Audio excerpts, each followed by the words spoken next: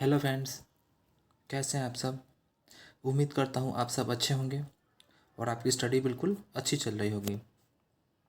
तो आज की इस वीडियो में डिस्कस करेंगे सेल के दुर्गापुर, बर्नपुर, भिलाई के फीटर, टर्नर, वेल्डर, मशीनिस्ट के क्वेश्चंस के बारे में डिस्कस करेंगे। यानी कि इस वीडियो में जितने भी सारे क्वेश्चंस रहने वाले हैं ये सभी इसके झा जो सर हैं इन्हीं के बुक से लिया गया है, जो कि पोस्ट अटेंडेंट कम टेक्नीशियन ट्रेनी ACTT 2023 के क्वेश्चंस के बारे में डिस्कस करेंगे।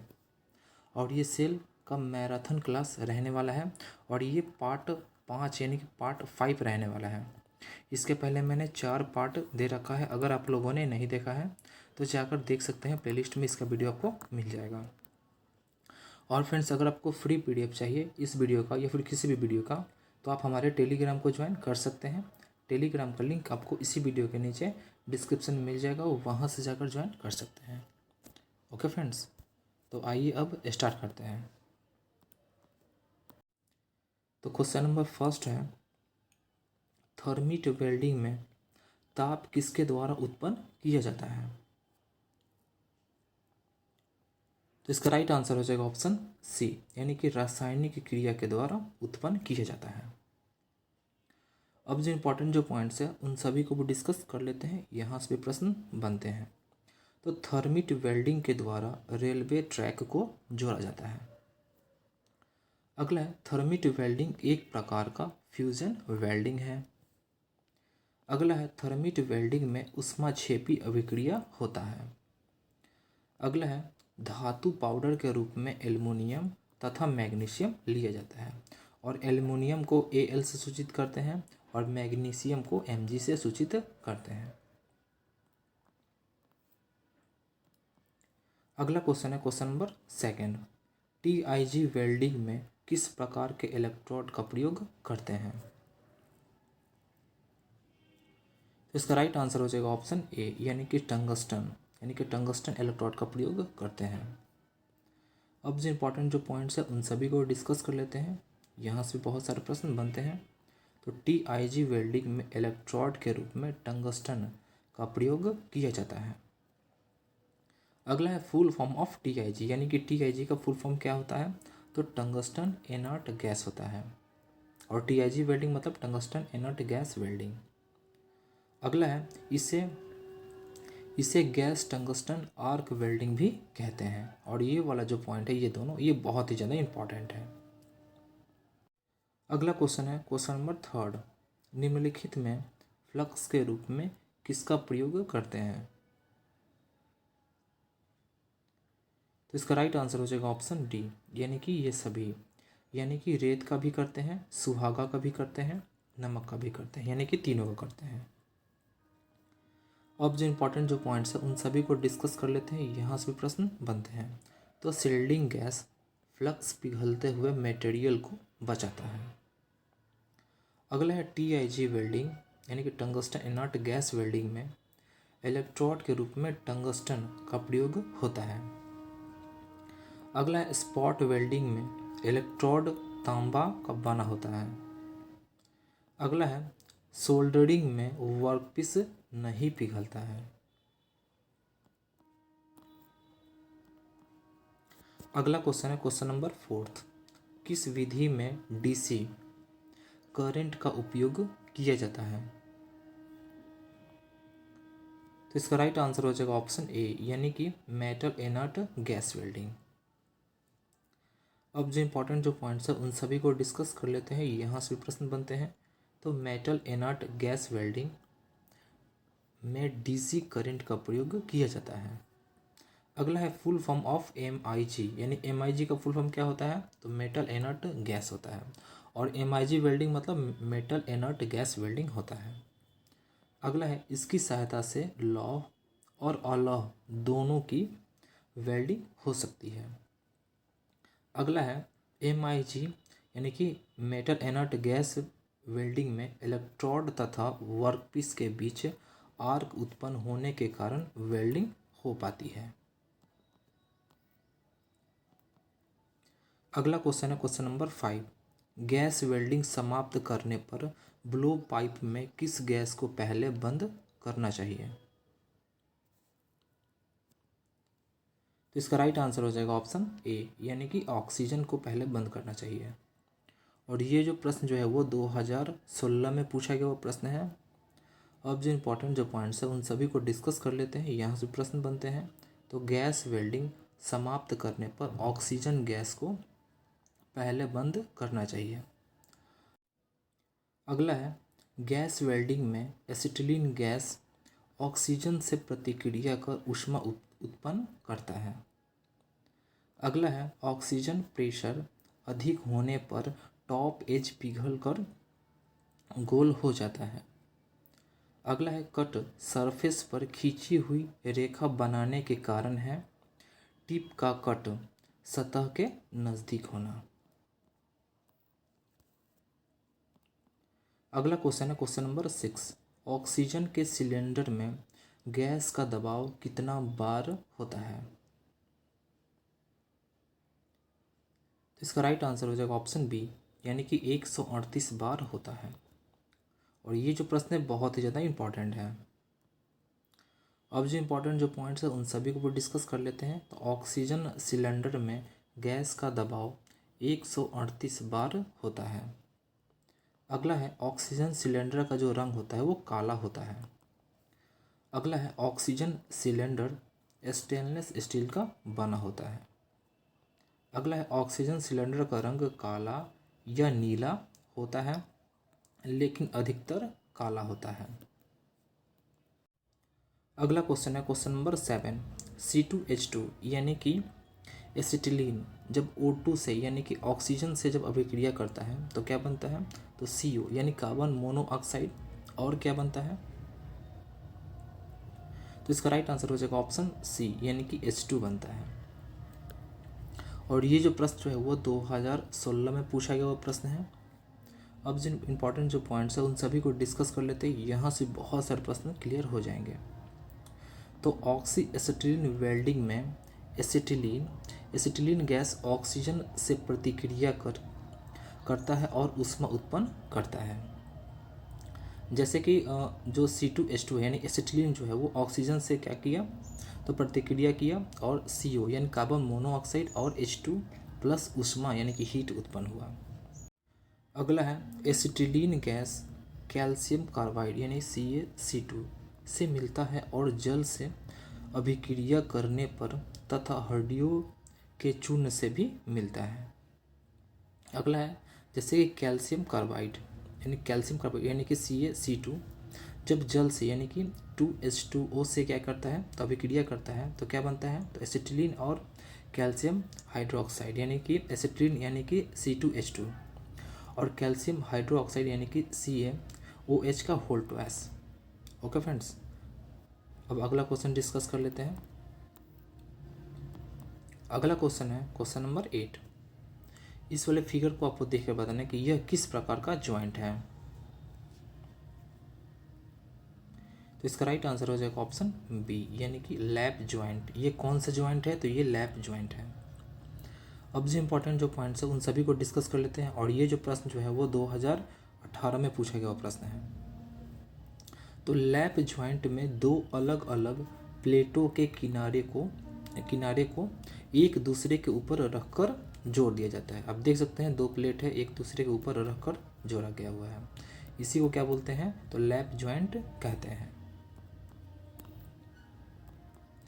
अगला क्वेश्चन है क्वेश्चन नंबर 9, वेल्डिंग में प्रयुक्त ऑक्सीजन के सिलेंडर का रंग क्या होता है। तो इसका राइट आंसर हो जाएगा ऑप्शन डी, यानी कि काला होता है। अब जो इम्पोर्टेंट जो पॉइंट्स है उन सभी को भी डिस्कस कर लेते हैं, यहाँ से भी प्रश्न बनते हैं। तो ऑक्सीजन सिलेंडर का रंग काला होता है।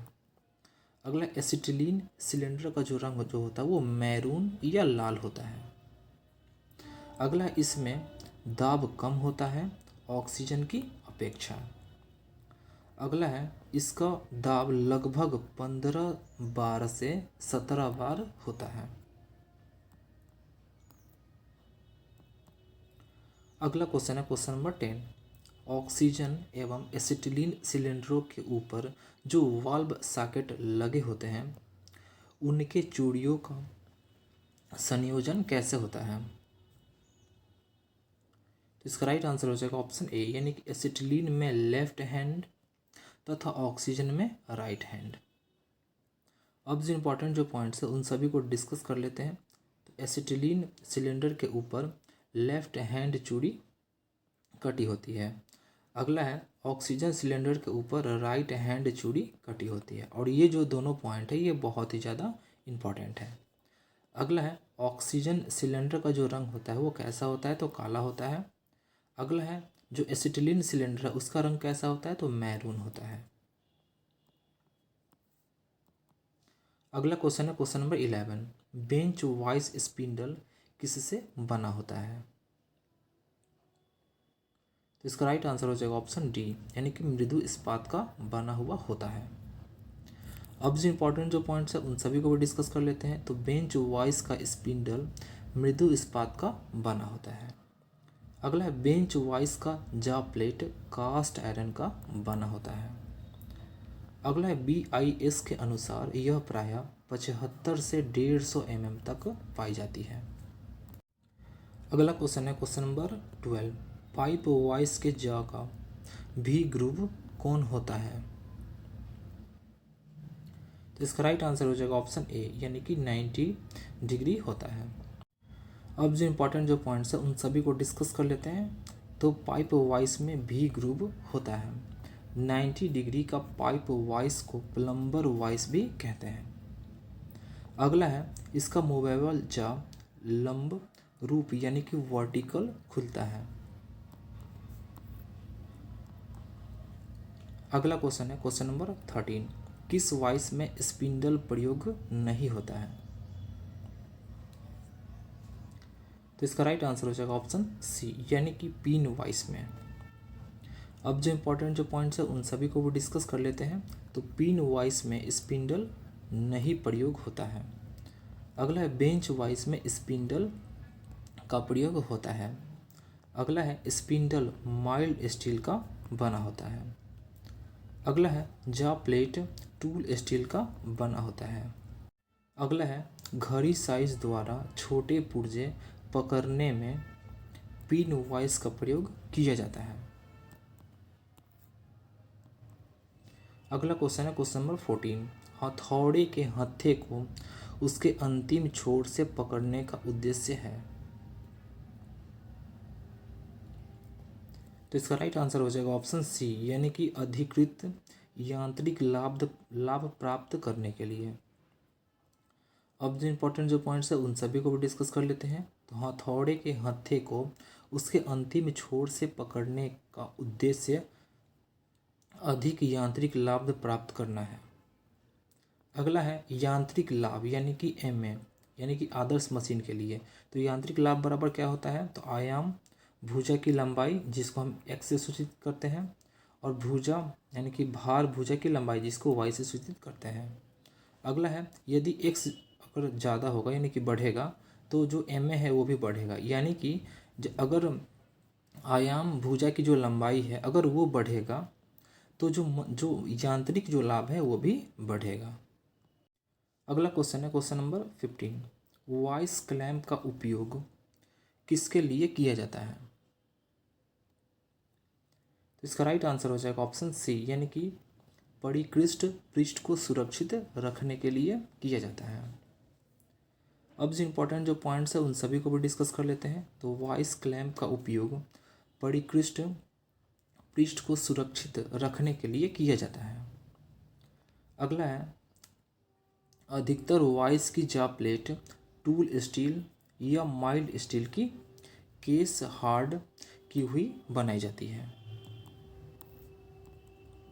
अगला क्वेश्चन है क्वेश्चन नंबर 16, किस हैमर की बॉडी स्टील की बनी होती है। तो इसका राइट आंसर हो जाएगा ऑप्शन ए, यानी कि प्लास्टिक हैमर की जो बॉडी होती है वो स्टील की बनी होती है। और ये जो प्रश्न जो है वो 2014 में पूछा गया वो प्रश्न है। अब जो इम्पोर्टेंट जो पॉइंट्स है उन सभी को डिस्कस कर लेते हैं। तो सॉफ्ट हैमर प्रायः नर्म धातुओं के बने होते हैं, जैसे तांबा, एल्युमिनियम, हार्ड रबर, लकड़ी, प्लास्टिक, नायलॉन आदि। अगला है बॉल पेन हैमर फोर्जिंग इस्पात या ढलवा इस्पात के बने होते हैं। अगला है प्लास्टिक हैमर की बॉडी प्रायः स्टील की बनी होती है। इसके दोनों सिरे पर प्लास्टिक के टुकड़ों को साइज के अनुसार बनाकर फिट कर दिया जाता है। अगला क्वेश्चन है क्वेश्चन नंबर 17। निम्नलिखित में कौन सा पेचकस के पार्ट है? तो इसका राइट आंसर हो जाएगा ऑप्शन डी, यानी कि ये सभी। यानी कि ये सभी कौन कौन सा? तो हैंडल भी है, ब्लेड भी है, सैंक भी है, यानी कि तीनों है। अब जो इंपॉर्टेंट जो पॉइंट्स है उन सभी को भी डिस्कस कर लेते हैं। तो जिस औजार की सहायता से पेंच को कसा या ढीला किया जाता है उसे पेचकस कहते हैं। अगला है पेचकस के निम्नलिखित मुख्य पार्ट्स होते हैं। कौन कौन सा होता है? एक हैंडल होता है, एक सैंक होता है, एक ब्लेड होता है, यानी कि तीनों होता है। अगला है पेचकस की सैंक प्रायः कार्बन स्टील या एलॉय स्टील की बनाई जाती है या फिर बनी होती है और इसके ब्लेड को हार्ड व टेम्पर कर दिया जाता है। अगला है प्रायः सभी पेचकसों के जो हैंडल होती है वो कड़ी लकड़ी या प्लास्टिक के बनाए जाते हैं।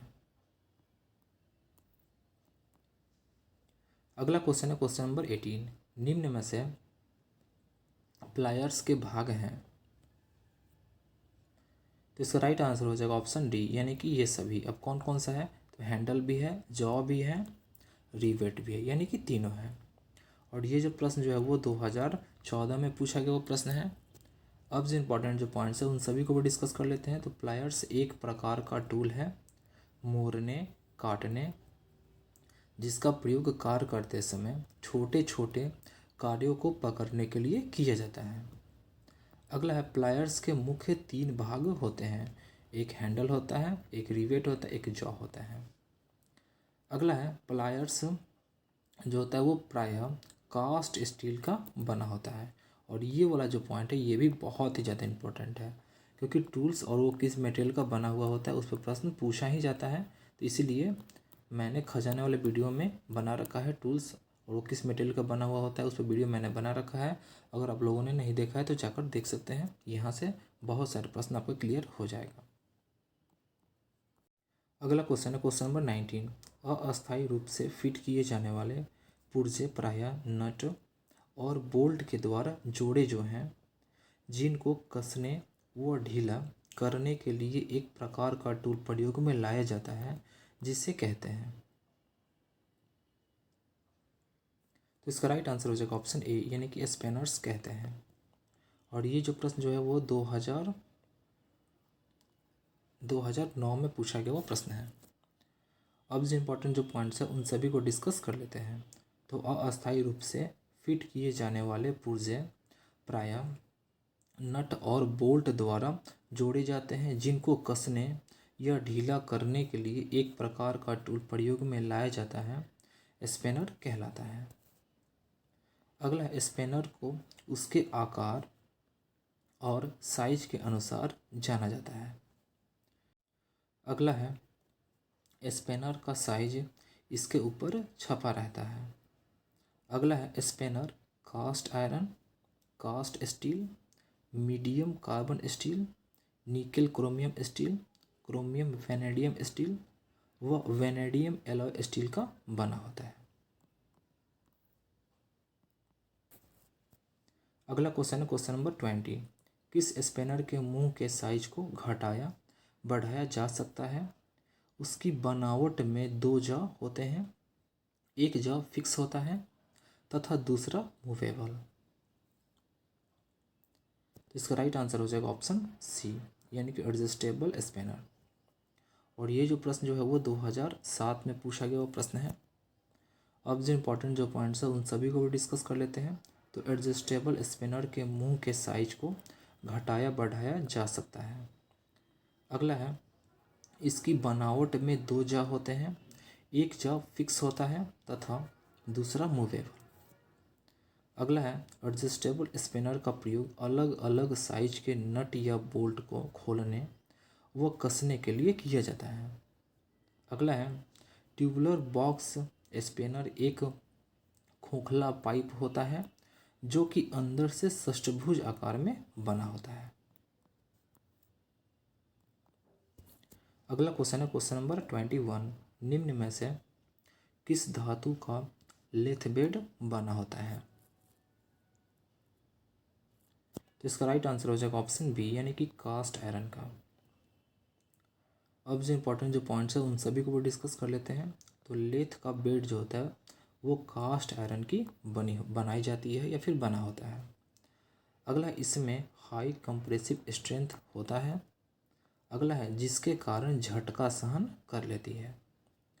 अगला है लेथ बेड का काम नियंत्रित एवं गाइडेड मार्ग प्रदान करना है। अगला क्वेश्चन है क्वेश्चन नंबर 22। निम्न में से लेथ के प्रकार हैं। इसका राइट आंसर हो जाएगा ऑप्शन डी, यानी कि उपर्युक्त सभी। अब देख लेते हैं कौन कौन सा। तो इंजन या सेंटर लेथ है, स्पेशल लेथ है, प्रोडक्शन लेथ है, यानी कि तीनों है। अब जो इम्पोर्टेंट जो पॉइंट्स है उन सभी को डिस्कस कर लेते हैं। तो लेथ का प्रकार निम्न है, कौन कौन सा है? तो पहला है इंजन या सेंटर लेथ, दूसरा है स्पेशल लेथ, तीसरा है प्रोडक्शन लेथ। अगला क्वेश्चन है क्वेश्चन नंबर 23। निम्न में से किस साधन का प्रयोग करके लेथ पर लंबे जॉब के दोनों किनारों को हेड स्टॉक और टेल स्टॉक की ओर से सहारा दिया जाता है? तो इसका राइट आंसर हो जाएगा ऑप्शन बी, यानी कि लेथ सेंटर। और ये जो प्रश्न जो है वो 2012 में पूछा गया वो प्रश्न है। अब जो इम्पोर्टेंट जो पॉइंट्स है उन सभी को डिस्कस कर लेते हैं। तो दो सेंटर्स के मध्य लंबे बेलनाकार जॉब को सेंटर की मदद से पकड़ा जाता है। अगला, सेंटर की लाइफ बढ़ाने के लिए इसके पॉइंट को हाई स्पीड स्टील का बनाया जाता है। अगला है टिप पर टंगस्टन कार्बाइड चढ़ाया जाता है। अगला है लाइव सेंटर के नोज का जो शीर्ष होता है वो 60 डिग्री कोण होता है। अगला क्वेश्चन है क्वेश्चन नंबर 24। जिस प्रकार के टूल का प्रयोग करके लेथ पर विभिन्न प्रकार के कटिंग ऑपरेशन किया जाता है उसे क्या कहा जाता है?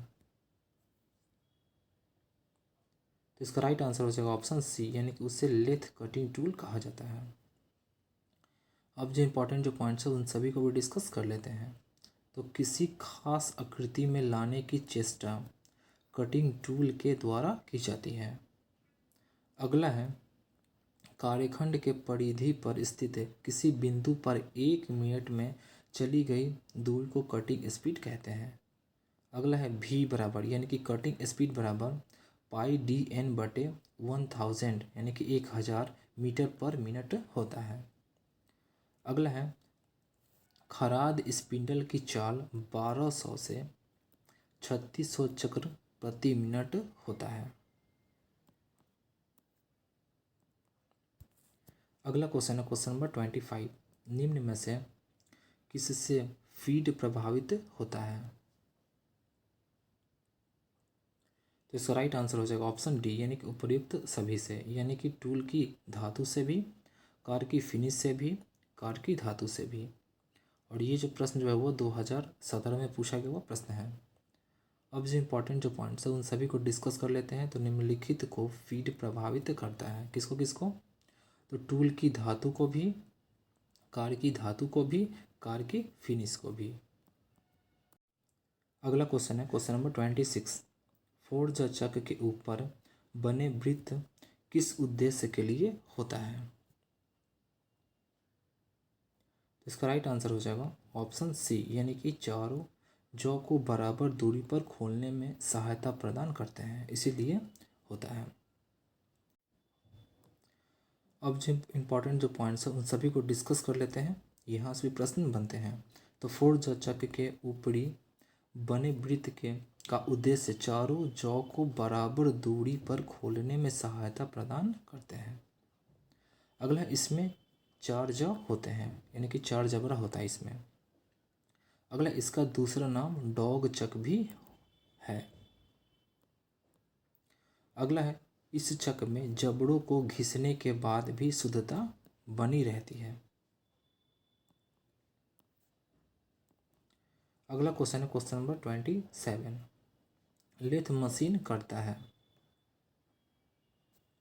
तो इसका राइट आंसर हो जाएगा ऑप्शन डी, यानी कि उपर्युक्त सभी करता है। यानी क्या क्या करता है, तो ड्रिलिंग भी करता है, फेसिंग भी करता है, रिमिंग भी करता है, यानी कि तीनों करता है। और ये जो प्रश्न जो है वो 2007 में पूछा गया वो प्रश्न है। अब जो इम्पोर्टेंट जो पॉइंट्स है उन सभी को डिस्कस कर लेते हैं। तो लेथ मशीन का निम्न कार्य है कौन कौन सा, तो ड्रिलिंग भी है, फेसिंग भी है, रिमिंग भी है, टर्निंग भी है, यानी कि चारों है। अगला क्वेश्चन है क्वेश्चन नंबर 28। निम्न में से किस कार्य के लिए लेथ मशीन पर रफ टर्निंग टूल प्रयोग किया जाता है, तो इसका राइट आंसर हो जाएगा ऑप्शन बी, यानी कि जब अधिक मात्रा में धातु को उतारना हो। और ये जो प्रश्न जो है वो 2002 में पूछा गया वो प्रश्न है। अब जो इम्पोर्टेंट जो पॉइंट्स हैं उन सभी को डिस्कस कर लेते हैं। तो जब अधिक मात्रा में धातु को उतारना हो तो रफ टर्निंग टूल का प्रयोग करते हैं। अगला है टर्निंग में अच्छे फिनिश को प्राप्त करने के लिए स्पीड को कम तथा फीड को भी कम रखा जाता है। अगला है इसमें बनने वाले कार्यखंड बेलनाकार होते हैं। अगला है इसलिए इसे सिलिंड्रिकल टर्निंग भी कहते हैं। अगला क्वेश्चन है क्वेश्चन नंबर 29। सिलिंड्रिकल टर्निंग करते समय निम्न में से किस प्रकार के कट को गहरी की जाती है, तो इसका राइट आंसर हो जाएगा ऑप्शन सी, यानी कि क्रॉस स्लाइड का प्रयोग करके।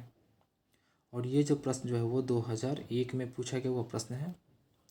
अब जो इम्पोर्टेंट जो पॉइंट्स हैं उन सभी को डिस्कस कर लेते हैं। तो टर्निंग में वर्कपीस को किसी भी विधि द्वारा पकड़ा जा सकता है। अगला है इसमें बनने वाले कार्यखंड बेलनाकार होते हैं। अगला इसलिए इसे सिलिंड्रिकल टर्निंग भी कहते हैं।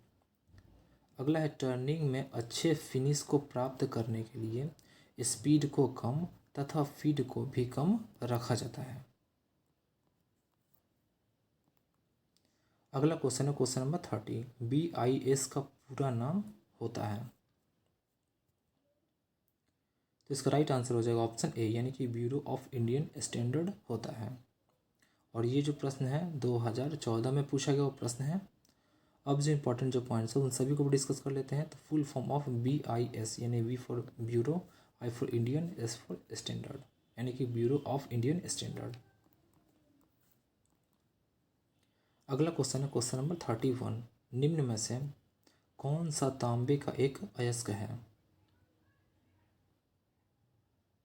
तो इसका राइट आंसर हो जाएगा ऑप्शन सी, यानी कि पाइराइट। और ये जो प्रश्न जो है वो 2018 में पूछा गया वो प्रश्न है। अब जो इम्पोर्टेंट जो पॉइंट्स है उन सभी को डिस्कस कर लेते हैं, यहाँ से प्रश्न बनते हैं। तो पाइराइट तांबे का एक अयस्क है। अगला है अयस्क धातुओं का शुद्धतम रूप है। अगला है एल्युमिनियम के अयस्क जैसे कि क्रायोलाइट, बॉक्साइट, एल्यूनाइट आदि है। अगला है लिमोनाइट जलयोजित लोहे का अयस्क है। धातु की मात्रा इसमें 30 से 50% तक होता है। अगला है मैग्नेटाइट के बारे में। तो काला अयस्क का ब्लैक ओर है जिसमें कि 60 से 70% धातु की मात्रा होती है। अगला है पोटेशियम मैग्नेट का रासायनिक जो सूत्र होता है वो KMnO4 होता है। अगला क्वेश्चन है क्वेश्चन नंबर 32। पीतल किसका मिश्र धातु है, तो इसका राइट आंसर हो जाएगा ऑप्शन सी, यानी कि तांबड़ी, यानी कि तांबा और जिंक का मिश्र धातु है पीतल।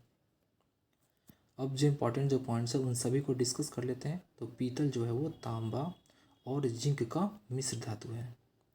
अगला है पीतल अनिवार्य रूप से एक मिश्र धातु है जबकि सोना एक शुद्ध धातु है। अगला है कॉपर मानव शरीर के ऊतकों में पाया जाता है और लाल रक्त कोशिकाओं के बनने में महत्वपूर्ण भूमिका निभाता है। अगला है कॉपर थायराइड। कॉपर थायराइड प्रक्रिया में संतुलन में सहायक होता है। अगला है जिंक का जो परमाणु संख्या होता है यानी कि एटॉमिक जो नंबर होता है वो 30 होता है। अगला है जिंक का परमाणु जो भार होता है यानी एटॉमिक जो वेट जो होता है वो 65.38 U होता है। अगला क्वेश्चन है क्वेश्चन नंबर 33। कांसा मिश्र धातु है तांबे और किसका? तो इसका राइट आंसर हो जाएगा ऑप्शन ए यानी कि टीन की, यानी कि जो कांसा है वो तांबा और टीन का मिश्र धातु है। अब जो इम्पोर्टेंट जो पॉइंट्स है उन सभी को भी डिस्कस कर लेते हैं। तो कांसा मिश्र धातु है तांबे और टीन का। अगला है मनुष्य द्वारा सर्वप्रथम उपयोग की जाने वाली जो धातु है वो तांबा है। अगला है मनुष्य द्वारा सबसे अधिक उपयोग की जाने वाली धातु लोहा है और लोहे को हम Fe से सूचित करते हैं यानी कि कैपिटल F और स्मॉल e से। अगला क्वेश्चन है क्वेश्चन नंबर 38। पीतल एक मिश्रण है। तो इसका राइट आंसर हो जाएगा ऑप्शन सी यानी कि तांबा और जस्ते का मिश्रण है। और ये जो प्रश्न जो है वो 2018 में पूछा गया वो प्रश्न है। अब जो इम्पोर्टेंट जो पॉइंट्स है उन सभी को डिस्कस कर लेते हैं। तो पीतल तांबे और जस्ते का मिश्रण है। अगला है ढलवा लोहा का गुण अत्यंत भंगुर होता है। अगला है कार्बन स्टील की फॉर्जिबिलिटी को प्रभावित करता है। अगला है मोनोजाइट थोरियम का अयस्क है। अगला है आशा की धातु यूरेनियम को कहा जाता है और ये बहुत ही ज़्यादा इंपॉर्टेंट है। अगला है भविष्य का ईंधन हाइड्रोजन को कहा जाता है और ये वाला दोनों जो पॉइंट है ये बहुत ही ज़्यादा इंपॉर्टेंट है। अगला क्वेश्चन है क्वेश्चन नंबर 35। नीचे दिए गए पदार्थों का उनके घनत्व के अवरोही क्रमानुसार सही अनुक्रम कौन सा है? तो इसका राइट आंसर हो जाएगा ऑप्शन बी यानी कि सोना, फिर पारा, फिर इस्पात। अवरोही क्रम का मतलब हुआ पहले सबसे बड़ा, उससे कम, उससे कम, यानी कि जिसका घनत्व सबसे ज़्यादा हो, उससे कम हो, उससे कम हो। तो सोना का सबसे ज़्यादा है, उससे कम पारा का, उससे कम इस्पात का। ओके, अब जो इम्पोर्टेंट जो पॉइंट्स है उन सभी को भी डिस्कस कर लेते हैं। तो घनत्व के अवरोही क्रमानुसार सही क्रम पहले सोना का हुआ सबसे ज़्यादा घनत्व, उससे कम पारा का, उससे कम इस्पात का है। अगला है घनत्व का जो एसआई मात्रक होता है वो kg/m³ होता है। अगला है घनत्व का सीजीएस जो मात्रक जो होता है वो होता है g/cm³ होता है। अगला है घनत्व, तो घनत्व को पीछे सूचित करते हैं तो घनत्व बराबर होता है m/v, यानी m जो है वो मास को डिनोट करता है और v जो है वो आयतन को यानी कि वॉल्यूम को डिनोट करता है, यानी कि द्रव्यमान बटे आयतन होता है। अगला है हीरे का जो घनत्व होता है वो सबसे अधिक होता है। अगला है सोना अत्यंत चमकदार यानी कि मूल्यवान धातु है। अगला क्वेश्चन है क्वेश्चन नंबर 36। निम्नलिखित में कौन कठोरतम धातु है? तो इसका राइट आंसर हो जाएगा ऑप्शन सी यानी कि प्लेटिनम जो है वो कठोरतम धातु है। अब जो इम्पोर्टेंट जो पॉइंट्स हैं उन सभी को डिस्कस कर लेते हैं, यहाँ से प्रश्न बनते हैं।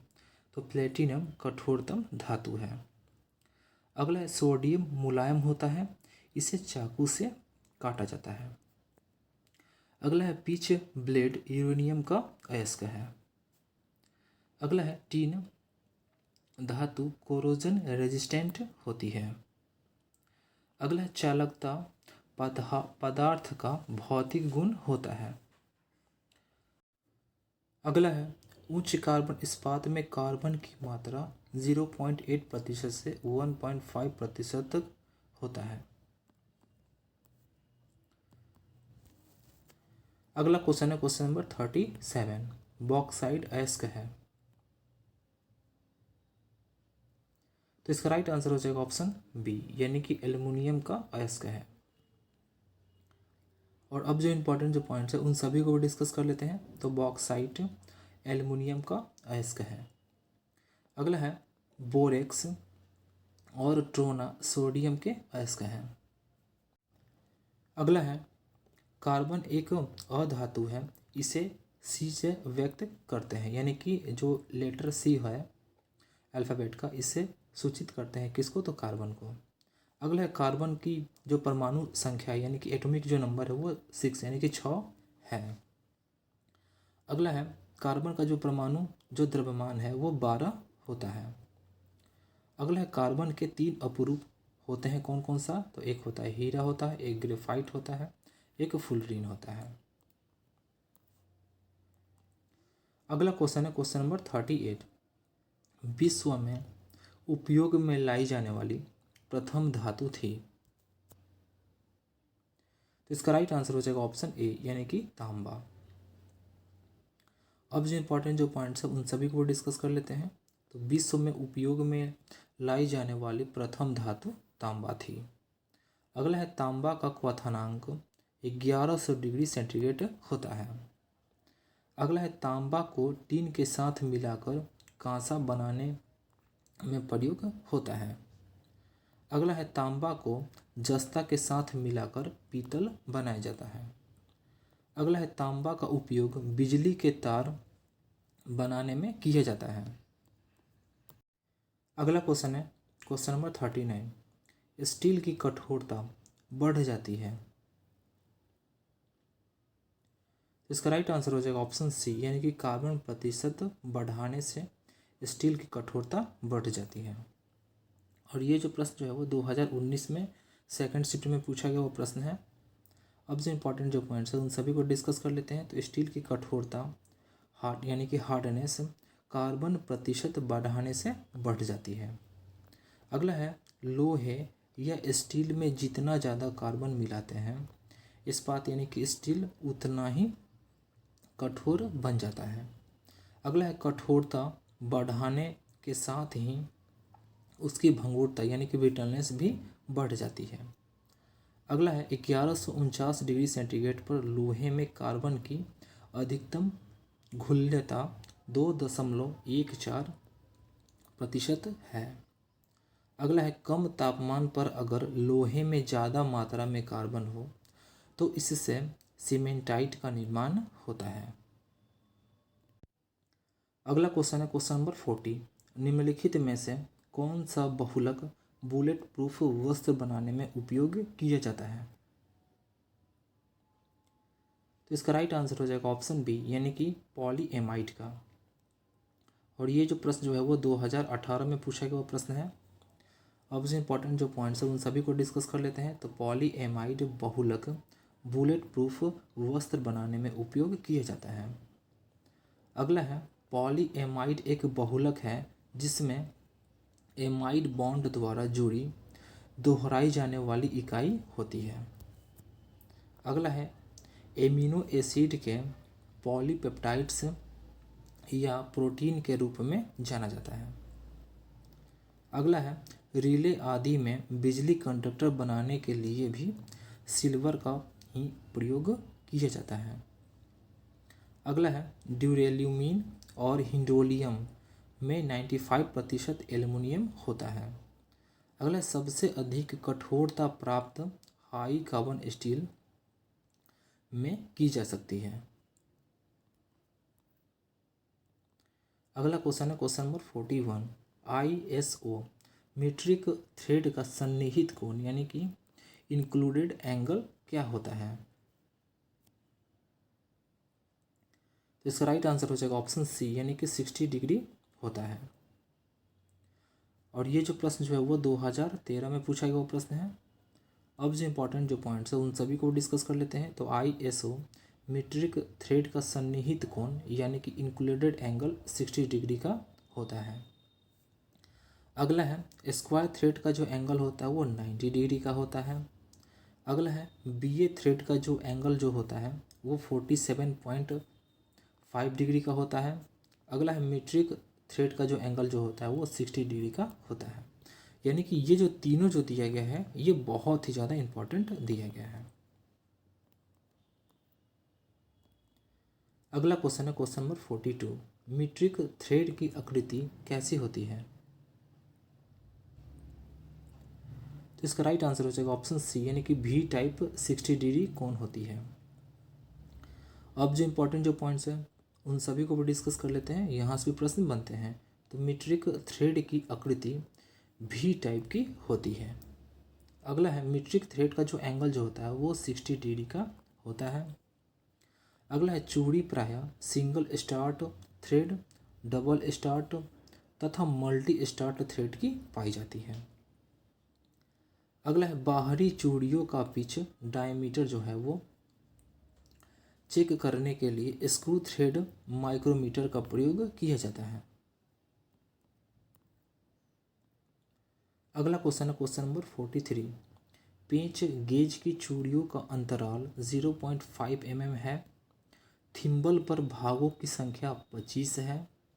पेंच गेज का न्यूनतम गणना है। तो इसका राइट आंसर हो जाएगा ऑप्शन बी, यानी कि 0.02 mm।